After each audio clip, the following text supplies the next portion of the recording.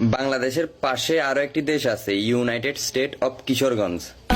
এই দেশের রাজধানীর নাম হাওর, মুদ্রার নাম টাহা, ভাষা কিশোরগঞ্জিয়া। জাতীয় পশু বান্দর, জাতীয় মাছ টাকি, জাতীয় নায়ক অ্যালেক্স সবুজ, জাতীয় পাখি ফেঁসা, জাতীয় ডায়লগ এই স্যারা।